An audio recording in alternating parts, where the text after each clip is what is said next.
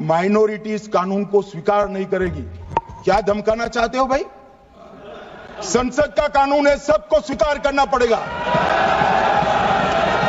स्वीकार नहीं करेंगे मतलब क्या है? कैसे बोल सकते हैं कोई हम कानून को स्वीकार नहीं करेंगे?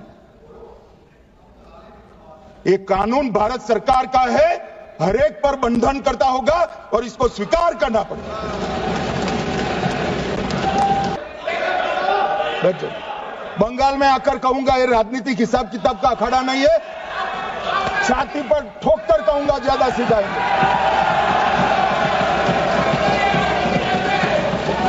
मान्यवर 2013 के, अरे बैठ जाओ वकील साहब बैठ जाइए। मान्यवर 2013 में वो भी रिपीट होने वाले हैं। मान्यवर 2013 में बैठ जाओ। मान्यवर 1913 से लेकर 2013 तक 1913 से 2013 तक वक्फ बोर्ड का कुल एकड़ में भूमि सब वक्फ का मिलाकर 18 लाख एकड़ था। मेरी विनंती है सभी सदस्य इसको ध्यान से सुनिए। 1913 से 2013 तक 18 लाख एकड़ और 13 से 25 तक एक कानून बनने का परिणाम क्या आया? और नई 21 लाख एकड़ भूमि बढ़ गई। अब मान्यवर 39 लाख एकड़ जो भूमि है उसमें 21 लाख एकड़ 13 के बाद। अब ये कह रहे हैं कि इसका दुरुपयोग नहीं हो रहा है। मान्यवर, और लीज पर दी गई संपत्तियां 20,000 थी और 25 में रिकॉर्ड के हिसाब से, हो सकता है गलत भी हो सकता है, रिकॉर्ड्स के हिसाब से शून्य हो गई। तो मान्यवर संपत्तियां कहां गई? मान्यवर बेच दी गई। किसकी संपत्ति से, किसकी परमिशन से बेचा?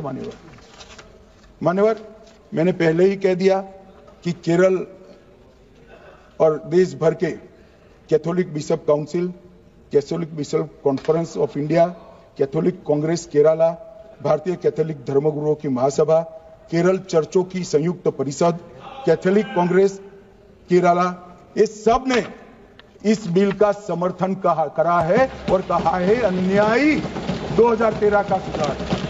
हम अकेले नहीं कह रहे मान्यवर। और मान्यवर इसी एक्ट में हमने एक बात कही कि जो योगदान था वक्फ बोर्ड का वो 7% से घटाकर 5% कर दिया। मान्यवर अब ये जो कह रहे हैं ये मुसलमान भाइयों के हित में कह रहे हैं जिसका विरोध कर रहे हैं या अहित में? अगर 7 से 5% हमने कम किया तो कहां जाएगा? वो वक्फ में रहेगा। वक्फ बोर्ड का कम किया है। जो मस्जिद चल रही है उसको हमने 2% बढ़ाया है। ये उल्टा समझ रहे हैं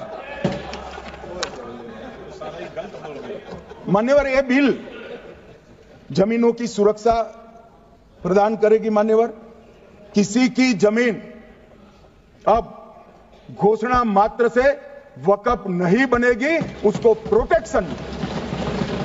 मान्यवर पुरातत्व विभाग और एएसआई की जमीन को हम सुरक्षा देंगे।